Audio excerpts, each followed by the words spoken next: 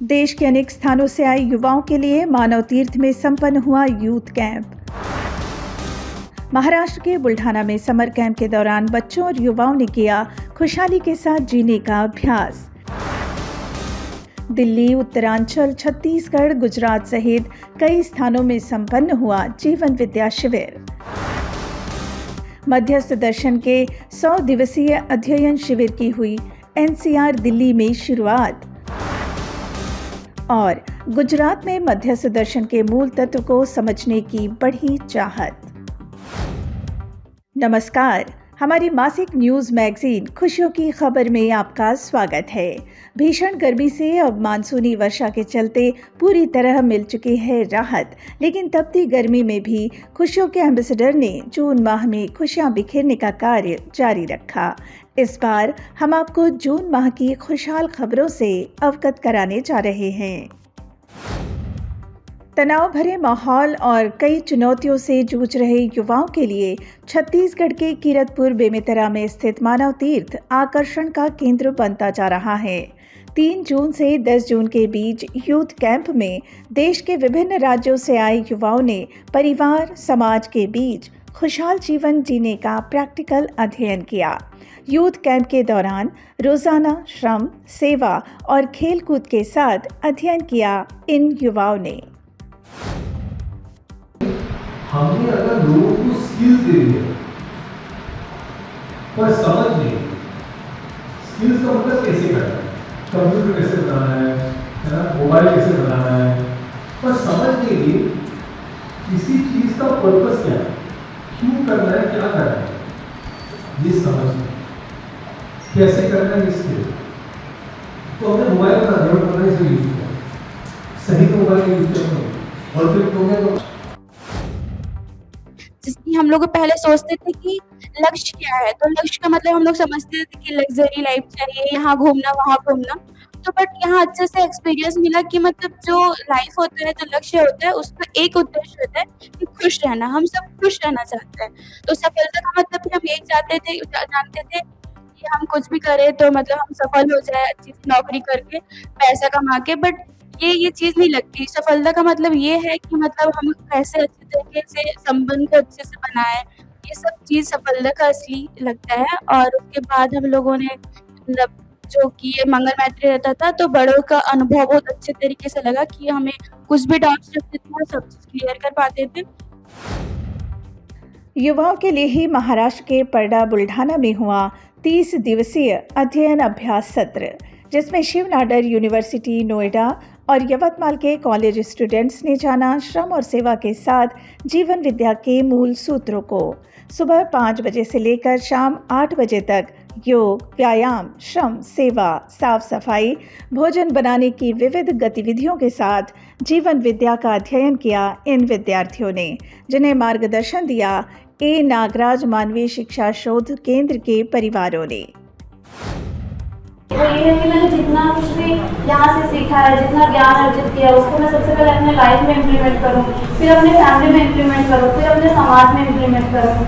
और किस तरह से वो एक गुणात्मक परिवर्तन की तरफ जा सकता है। वो परिवर्तन सिर्फ मेरे तक ना हो, मेरे फैमिली तक ना हो, मेरे समाज तक ना हो, ऐसे करते करते वो आगे तक जाए। तो यही मेरी विजन है। भीषण गर्मी में देश के अनेक स्थानों में सफलतापूर्वक संपन्न हुआ जीवन विद्या शिविर। उत्तर प्रदेश, छत्तीसगढ़, गुजरात, उत्तरांचल के अनेक स्थानों में इन शिविरों से सैकड़ों जिज्ञासुओं को मिले जिंदगी से जुड़े कई प्रश्नों के समाधान। छत्तीसगढ़ के रायपुर और अभ्युदय संस्थान अछोटी में युवाओं, शिक्षकों और समाज के विभिन्न वर्ग के प्रतिनिधियों ने शिक्षा के महत्व को समझते हुए जाना चेतना विकास मूल्य शिक्षा का महत्व। प्रकृति सहज, मानव सहज आचरण क्या है? मानव सहज आचरण वो है जो मानवीयता का संरक्षण करने में मददगार है, जो मानवीयता का संरक्षण करे। मानवीयता का संरक्षण अगर हो रहा है तब वो मानव सहज आचरण हुआ, मानव सहज व्यवहार हुआ। बिल्कुल वैसी प्रकृति, शेष प्रकृति के साथ में, पेड़ पौधों के साथ में अगर प्राकृतिक नियम का पालन करते हुए हम कोई श्रम कर रहे हैं, खेती कर रहे हैं, उत्पादन कर रहे हैं, जो कुछ भी कर रहे हैं, अगर उसमें प्रकृति की व्यवस्था छिन्न भिन्न हो रही है तो वो एक्युमुलेट होता है। आज प्रकृति की व्यवस्था कैसी हो गई है? छिन्न भिन्न हो गई ना। अभी वो लाइन चलती है ना कि सबसे खतरनाक स्थिति में मानव जाति है, प्रकृति नहीं है। शिविर के दौरान मुझे ये जानने को मिला कि जिंदा रहना और जीना में क्या फ़र्क है। जिंदा रहना में आहार, निद्रा, भय, प्रजनन, ये सभी चीज़ें सर ने बताई, वो पता चला। और जीना में मूल्य आधार पर जीना वास्तविक जीना है। और एक चीज़ मुझे अच्छी लगी कि अस्तित्व ही सह-अस्तित्व है। गुजरात में जीवन विद्या शिविरों से बहुत बड़ा वर्ग लगातार खुशहाल जिंदगी जीने का अभ्यास करने लगा है। गुजराती भाषा में ये शिविर अब लोकप्रिय होते जा रहे हैं। जून माह में सूरत, राजकोट सहित कई स्थानों में उत्साह के साथ संपन्न हुए जीवन विद्या शिविर। सूरत में रात्रिकालीन शिविर की श्रृंखला चल पड़ी है, जिसमें प्रतिदिन शाम 6 से रात्रि 11 बजे तक शिविरार्थी समाधान की राह समझते हैं। तो જ્યારે બેટીઓને આપણે ભ્રૂણ હત્યા કરતા હતા ત્યારે ઓલી સમસ્યા આપણને દેખાણી હતી કે નહોતી દેખાણી? એ નહોતી દેખાણી। ત્યારે માત્ર એક જ સમસ્યા દેખાતી હતી। આનો મતલબ શું થયો? હું સમજદાર છું કે ના સમજ? ના સમજ છું। અને હવે જો પાછું ચાલુ આપણે એ કર્યું છે કે દીકરી તુલસીનો ક્યારો, દીકરી છે બાપને ગ્લાસ ભરી દે, તો છોકરાએ નક્કી કર્યું તો ભરવા દ્યો। આપણને વિવેક સાથે બેવનો સ્વીકાર જ નથી થતો। તો ક્યારેક આપણે કોનું ઊંચું લઈએ? દીકરાનું। ક્યારેક કોનું ઊંચું લઈએ? દીકરીનું। એના કારણે દીકરીનું અધિમૂલ્યન કરીએ ત્યારે દીકરાનું અવમૂલ્યન થઈ જાય। વાત પહોંચે છે? કેમ કે મને ભવ દેખાણો નથી। ભવની અંદર કઈ સમસ્યા કઈ ઘટનાના આધારે આવે મને ખબર નથી પડતી, એટલે હું જોઈ નથી શકતો। દીકરા દીકરીની સંખ્યાનું નિયંત્રણ માણસ કરે કે કુદરતી રીતે જ થાય? કુદરતી રીતે જ થાય અને ડિસ્ટર્બ ન કરવામાં આવે તો એ ઓટોમેટિક છે, ઓટોમેટિક છે। પણ આપણે કોઈ વસ્તુનો સ્વીકાર કર્યો, કેમ કે આપણે એવી માન્યતાથી ડ્રીવન છીએ કે દીકરો જ વારસદાર કહેવાય। હવે તમે કીધું કે આમાંથી શું તમને મળ્યું, કે હું જે કાંઈ પણ કરું છું એ મારા ખુશી માટે કરું છું। હવે હું એક જગ્યાએ સંસ્થામાં સેવા માટે જાઉં છું તો ત્યારે ક્યારેક મને સન્માન ના મળે, ત્યારે મને એવું થાય કે આ સન્માન ના મળ્યું। પણ હવે ગઈકાલની વાત ઉપરથી મને થયું કે એ તો હું મારા ખુશી માટે કરું છું, સન્માન મારા માટે ગૌણ છે। एनसीआर दिल्ली का अभ्युदय संस्थान धनौरा हापुड़ मध्यस्थ दर्शन के विधिवत अध्ययन का प्रमुख केंद्र बन चुका है, जिसमें देश के कई राज्यों के साथ साथ पड़ोसी देश नेपाल से जिज्ञासु अध्ययन के लिए आने लगे हैं। लगभग 110 जिज्ञासुओं के साथ 20 जून को धनौरा में मध्यस्थ दर्शन के 100 दिवसीय अध्ययन शिविर का शुभारंभ हुआ। ये शिविर 30 सितंबर तक चलेगा, जिसके अध्ययन में मध्यस्थ दर्शन के वरिष्ठ अध्येता सहयोग करेंगे। गुजरात में जीवन विद्या परिचय शिविर के बाद मध्यस्थ दर्शन के अध्ययन के लिए जिज्ञासुओं की संख्या लगातार बढ़ती जा रही है। इसी कड़ी में नारगोल के स्कूल में अध्ययन अभ्यास शिविर वरिष्ठ अध्येता श्रीराम नरसिम्हन के संयोजन में हुआ। इसी तरह निकोरा भड़ूच में अध्ययन बिंदु शिविर को मानव तीर्थ कीरतपुर के डॉक्टर साधन भट्टाचार्य ने प्रबोधित किया। इस शिविर में लगभग 120 शिविरार्थियों ने मध्यस्थ दर्शन के मूल तत्व को गहराई से समझा। मनुष्य सबसे अधिक ईमानदार कहां पर है? परिवार में। बाहर कम ईमानदार है, परिवार में ज्यादा है। बाहर जब दुकान में बैठता है सोचता है कि कम दूं और ज्यादा ले लूं, यही बिजनेस है।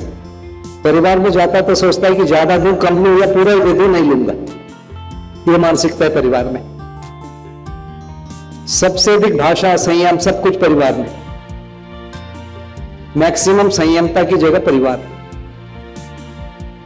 जो लोग नशा करते हैं, ये सब करते हैं, वो भी कोशिश करते हैं कि बच्चों के सामने नहीं करें, माँ बाप के सामने नहीं करें, करते हैं ना। तो परिवार एक नेचुरल व्यवस्था है जहां पर हम संयमित अभी भी रहते हैं। अब इसको यदि हम बोलेंगे ये बंधन का जगह है, तब हम कैसे आगे बढ़े? इसको हमने बहुत अवमूल्यन किया है, बहुत ज्यादा। मध्यस्थ दर्शन का अध्ययन अब नर्मदा की उद्गम स्थली अमरकंटक बनता जा रहा है, जहां श्रद्धेय ए नागराज जी ने अस्तित्व सह अस्तित्व है का अनुभव किया और मध्यस्थ दर्शन को मानव जाति के सम्मुख प्रस्तुत किया। मध्यस्थ दर्शन के प्रकाश में मानवीय संविधान पर 7 दिवसीय शिविर का आयोजन अमरकंटक में हुआ, जिसका प्रबोधन किया वरिष्ठ अध्येता डॉक्टर सुरेंद्र पाठक ने। और अब प्रस्तुत है देश के अनेक स्थानों में होने वाले आगामी शिविरों की सूचना।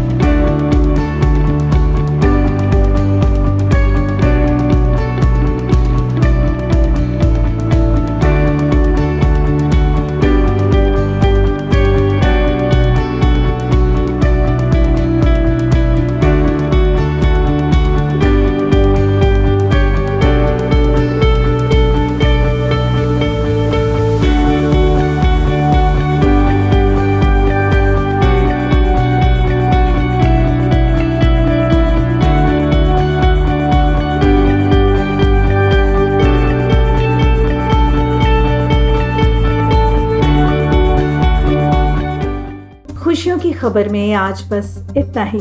मिलते हैं अगली बार फिर कुछ नई खबरों के साथ। तब तक के लिए नमस्कार।